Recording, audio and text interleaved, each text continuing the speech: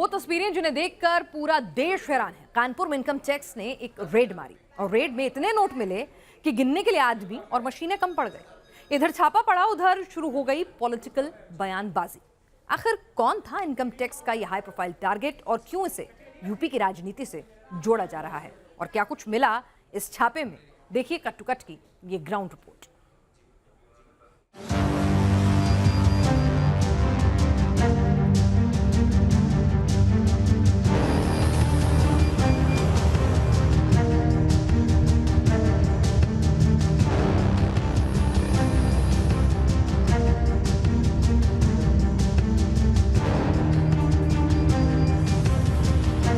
एक बड़ा सा कमरे के अंदर खुली तिजोरी और तिजोरी से निकलती हुई नोटों की गड्डियां। एक नहीं, दो नहीं, सैकड़ों गड्डियां। मशीन लेकर बैठे इनकम टैक्स के अधिकारी, और जब गिनती पूरी हुई तो आंकड़ा निकला 150 करोड़। सुनकर आप भी चौंक गए ना? लेकिन कुछ ऐसा ही हुआ जब कानपुर में बिजनेसमैन पीयूष जैन के घर पर आयकर विभाग ने छापा मारा। 500 के नोटों की इतनी गड्डियां मिली कि गिनने के लिए मशीनें भी कम पड़ गई। आयकर विभाग को लगा था कि 4 मशीनों से काम चल जाएगा, लेकिन अतिरिक्त मशीनें मंगाई गईं और उन्हें ऑपरेट करने के लिए स्थानीय बैंक से स्टाफ बुलाने पड़े।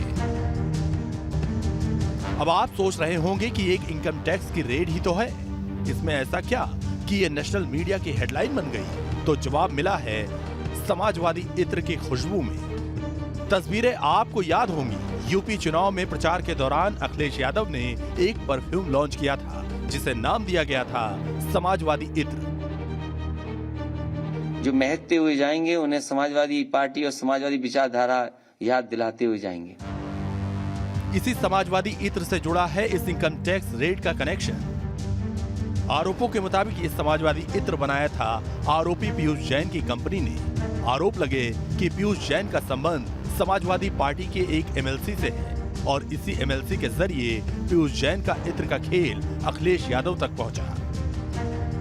पीयूष जैन का कनेक्शन अखिलेश यादव से जोड़ा गया तो समाजवादी पार्टी सफाई देने उतरी और पार्टी के एक पदाधिकारी ने ट्वीट किया, कानपुर में शिखर पान मसाला ग्रुप और इत्र कारोबारी पीयूष जैन के घर पड़े छापों और बरामद नकदी नोटबंदी की विफलता की कहानी बयां करती है।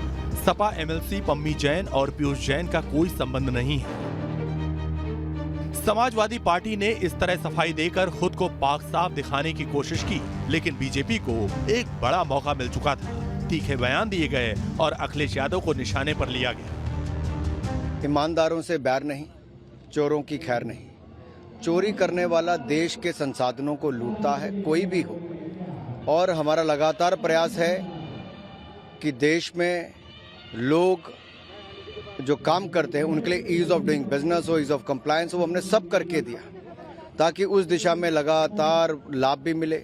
वन नेशन वन टैक्स उस दिशा में भी बढ़े।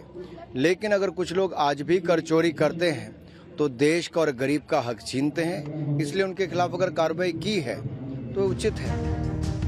अब पीयूष जैन के पास इतना कैश और नकदी कहां से आए? ये वैध संपत्ति है या अवैध? और क्या वाकई पीयूष जैन का पम्मी जैन या फिर समाजवादी पार्टी से कोई नाता है या नहीं? ये जांच के बाद ही पता चल पाएगा।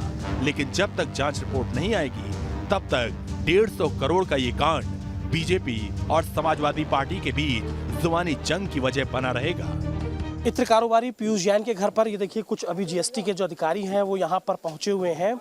लगातार यहाँ पर एक जो बड़ी अधिकारी हैं वो यहाँ पर आई हैं, उनसे जानकारी लेने की कोशिश करते हैं। मैम जरा कुछ जानकारी दीजिएगा। मैम, लगातार जिस तरह 24 घंटे से ज़्यादा का समय हो चुका है और लगातार कार्रवाई चल रही है, उसके बाद एक महिला अधिकारी, जीएसटी से जुड़ी एक बड़ी महिला अधिकारी यहाँ पर पहुँची हैं और जो अधिकारी हैं वो अब आए हैं। यहाँ पर हलचल बहुत ज़्यादा बढ़ गई है और अभी कुछ देर पहले ही जो पीयूष जैन के जो बेटे हैं प्रत्युष जैन, उनको हिरासत में लिया गया है और उनको किसी अज्ञात जगह पर ले जाया गया है। वीडियो जर्नलिस्ट पुनीत पांडे के साथ अमित सिंह, न्यूज़ 8 कानपुर।